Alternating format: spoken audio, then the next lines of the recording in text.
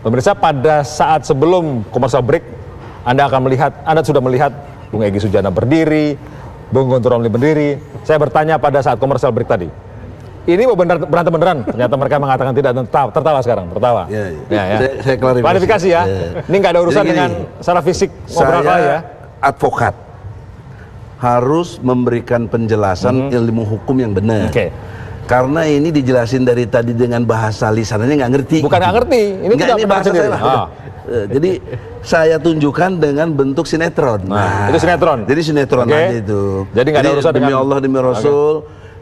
Jokowi saya sayang dengan beliau. Karena dia presiden kita juga. Bukan presiden NT. Apalagi kalau PAN kemudian gabung dengan sini gitu ya. Tapi artinya begini. Tolonglah jangan bikin rakyat tuh jadi pecah begini. Harus disadari ini akibat. Nah nanti juga kalau takdirnya Prabowo menang, Prabowo presiden kalian juga. Itu yang kita masih koma. Pemirsa, kita clear ya. Nggak ada ini nih. Jangan pemirsa, jangan ada bully-bully. Pemirsa, kami ajak Anda untuk melihat yang berikut. Ini berkaitan dengan pernyataan salah satu staf ahli dari pemerintah yang mengatakan tentang konteksnya tentang pernyataan tersebut. Bung Ali Mokhtar Ngabalin. Pernyataan ini kita dengarkan bersama. Dalam komunitas anak bangsa for Jokowi 2 periode. Simbol kami, lanjutkan, lawan, lawan, UI for Jokowi. Ini pernyataan yang tidak ingin saya ramekan di sini, enggak? Karena ini berkaitan dengan diskusi kita sebelumnya. Cuman mengatakan bahwa ada pernyataan seperti ini disampaikan kepada publik. Ini penghujung, tapi sekali lagi ujungnya adalah bagaimana membuat Indonesia tetap satu, persatuan Indonesia. Bung Egy, komentar terakhir sekali lagi untuk Anda. Kita ini bangsa besar, terdiri banyak suku, terdiri banyak bahasa dan kelompok-kelompok kepentingan dan lain sebagainya. Jokowi presiden kita, jangan dianggap presiden Anda, kita semua. Secara ilmu hukum saya hanya memperagakan tadi itu. Ada 3 elemen supaya jangan terjadi. 1, penantang, 2, penganjur, ya. 3, yang menerima tantangan. Nah kalau kita misalnya tadi terjadi tanding, kena Jokowi karena orang yang menyuruh. Nah oleh karena itu kaitannya juga dengan sila pertama Pancasila sebagai ketuhanan, keduanya kemanusiaan yang adil dan beradab.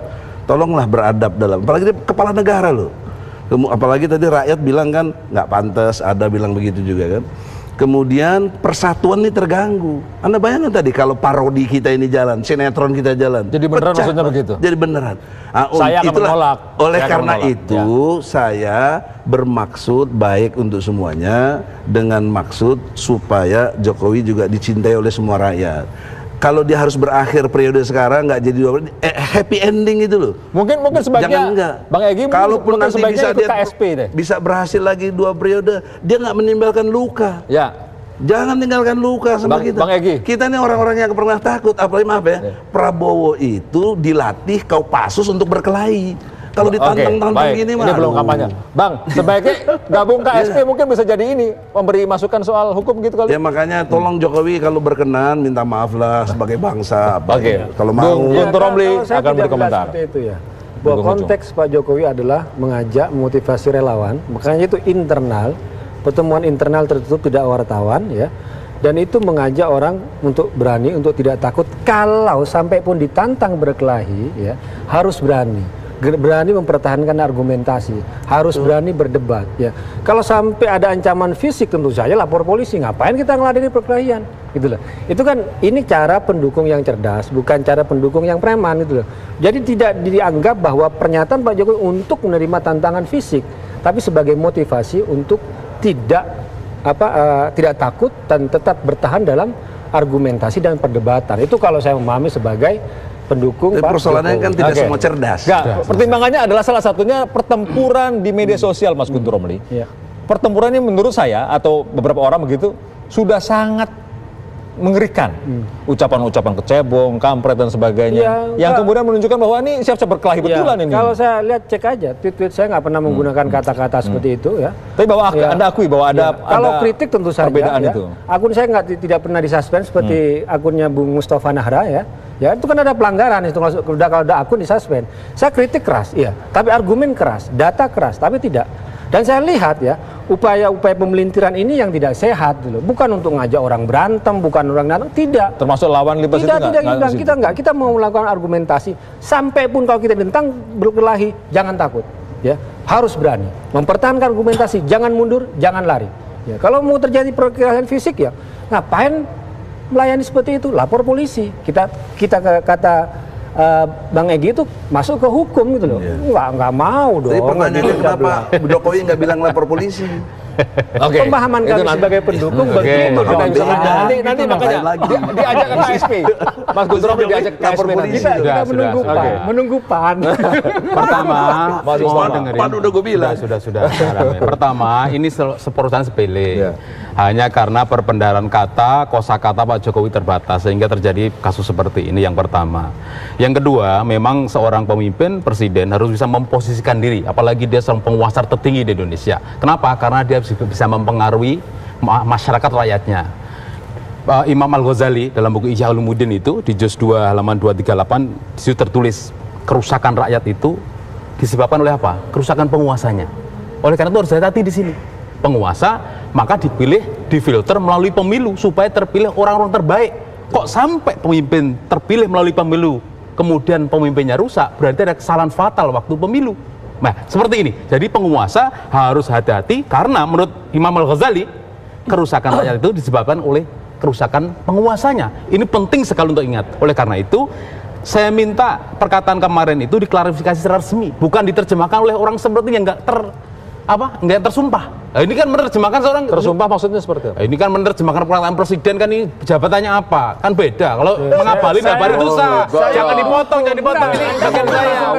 Kalau ngabalin itu baru sah. Maka juru bicaranya itu ngabalin ke pendukungnya, saya pendukungnya, saya memahami gitu loh. Oke. Itu yang Anda harus jangan meremehkan. Terakhir, kenapa? Yang meremehkan. Kalau ini benar deh. Bener. Kenapa tadi ada perkataan, loh kok akun saya disuspend, dilengkapi dong. Ulama yang mendukung Jokowi kok nggak ada yang ditangkap. Nah itu kalau kayaknya begitu, masa dia pendukungnya Jokowi mau disuspend? Ya bakal tidak toh. Loh, itu Twitter, nanti Pak. dulu. Twitter tuh bukan bikin Jokowi, Pak. Maka dari itu semua Twitter yang mereka adalah oposisi ini rata-rata semua disuspend. Ulama-ulama yang berseberangan ada data untuk itu? Ada. Ini jangan sampai ada. Yang Anda ngomong disuspend. Enggak, sudah saya akui. Enggak mungkin akun-akun yang mendukung pada pemerintah kalau udah disuspend, nyebarin hoax ya jelas disuspend dong. Nah, jadi jawabannya ada. Satu, kita harus hati-hati. Presiden yang kita pilih 2019, tolong jangan seperti sekarang. Terpilih ternyata kita tidak bisa memberi contoh yang baik kepada masyarakatnya. Seperti itu. Kesimpulannya di situ. Oke. Silakan bagaimana? Ya, menarik ya. Sakit Ternyata kelompok hashtag 2019 ganti presiden ada semacam kegalauan dan ketakutan dan kata-kata berani. Kata-kata berani ini menjadi momok hari ini untuk kelompok ganti presiden. Pertama mungkin Dikepung. bajunya sudah tidak laku, gerakannya sudah tidak ada, ditambah lagi dengan pilkada yang kemarin nyungsep semua. Ditambah lagi hari ini pernyataan presiden luar biasa menurut kita. Kata-kata berani itu menjadi motivasi kita untuk melakukan apapun yang berbasis misalnya kayak intelektual, intelektualitas, argumentatif, akademik dan sebagainya. Jadi sekali lagi pernyataan presiden itu sangat luar biasa lah, pernyataannya luar biasa. Kita besok ketemu. Jika fitnah lawan dengan fakta. Jangan mencela. Lihat pernyataan presiden ke relawan Jokowi ya, hormati Prabowo, hormati Pak Amin, hormati siapapun yang hari ini beroposisi dengan saya. Itu pernyataan beliau. Jadi ketika ada orang yang menyampaikan kata-kata, kenapa dia ngomong kepada Pak Amin omongan comberan? yang ngabalin tanya ngabalin, jangan tanya ke kita. Tegur presiden tuh. Gitu lah. Baik, di ujung di sini. Sekali lagi di ujung. Ini ada yang berkompetisi nih, berkontestasi. Kita menunggu akan yang daftar siapa nanti pada 2019. Jangan-jangan ini pindah ke sini, jangan-jangan ini pindah ke sini gitu loh. Nggak bakal.